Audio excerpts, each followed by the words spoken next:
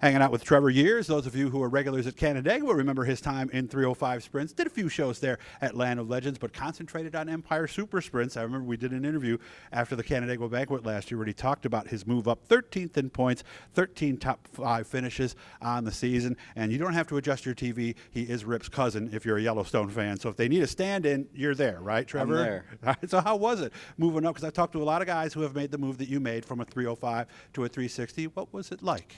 The initial reaction was at Fulton, and I stepped on the throttle, and my throat and my stomach mixed Really? together, and I let right back off the throttle. It's such a difference in power to weight, and I came to enjoy it a lot more. So jumping back to the 305 as we did throughout the season, I felt my foot going further and further through the floorboard trying to get more power out of it. But it was a great experience, and I have no intention of ever looking back now. Oh, so is all the 305 stuff all gone then? So we are working on getting rid of that program.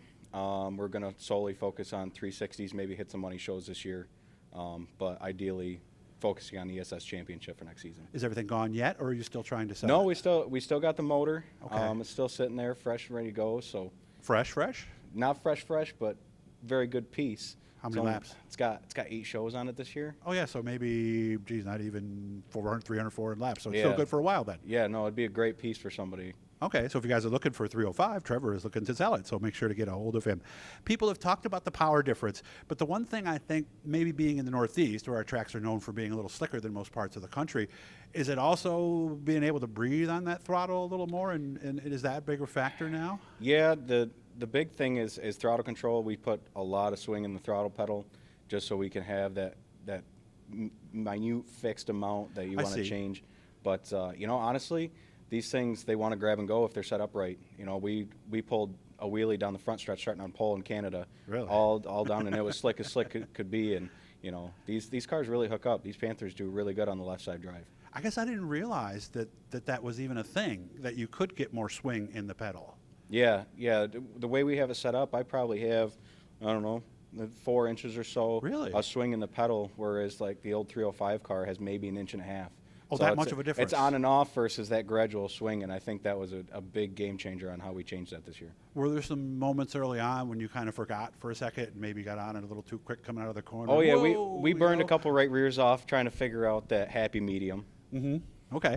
So was it also that, or was it also the competition level and all of that? Oh, the competition in ESS is bar none.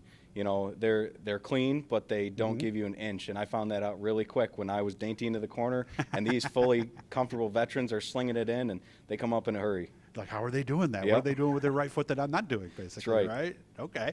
So where do you feel you need to improve as you've had a season under your belt now in the 360? I think the big thing is there is a big setup difference when it comes to how you adjust the car. Maybe not so much baseline, but I think the comfortability in the car. We were getting there towards the end of the season, trying to get to that top line because we all know, like you said, with the slick tracks in New York, got to find the brown, got to move up to the wall.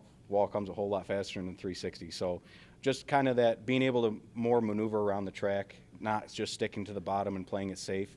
In the last few shows, we got up on the top, and I definitely can tell you that it was a big difference, and we showed a lot more speed towards the end. Must have been fun to see some new tracks, too. Yeah, I think almost every track besides like Utica and Fonda were all new tracks for us this year with ESS because CRSA doesn't go a lot of places Right. ESS does. So that was a great experience being able to go to Ontario and Quebec and up way far northeast, Albany, Saratoga. Like, it was a lot of fun. Was there one you really liked that you hadn't been to before? I was a big fan of Granby and Drummond up in Quebec. That was great. Fulton was wishy-washy, but I started to figure it out towards the end of the season, and I think that's going to be one of my favorites here really soon. But probably the most fun I had, honestly, was out in the middle of nowhere down at Woodhall, because the corners are so tight, and it's very just elbows up, wheels driving, and that's my driving style. I don't like the big tracks. I like to be really throwing it in there and getting on it. Steve Poirier is listening. He's going to be our next interview. He's going in the Hall of Fame this year. One of the things that a lot of people have talked about with these Canadian shows, especially Drummond and Granby, is the ovation and the fanfare, right? It's like you're at a cup race, right? Yeah, so we were on a pretty large rain delay Friday, and I kid you not, we were treated like we were the World of Outlaws there. Everybody came in while we were on rain delay. Nice. Everybody wanted pictures. Everybody wanted autographs. The fans were so receptive to the sprint cars being there, and it was really cool as a driver to get that feel of being almost celebrity status. So I thought it was awesome. The fanfare there, the introductions that they do, everything, tip to tail is way different than us in all the best ways. Yeah, I can't remember who told me, but they said they weren't even expecting that. And they're like, what, we walk through this thing and get introduced like this? And they were like, what are the best moments they remember? Fire comes right? up along the sides and everybody jokes. It was like, don't set your beard on fire. Beard's looking good. Is it about where you want it right now? Yeah, so I cut it once a year, right? Fear Once the a Beard year, goes on okay. vacation. So a couple days after our last race at Wheatsport there, we cut it off, and then I let it go for another year.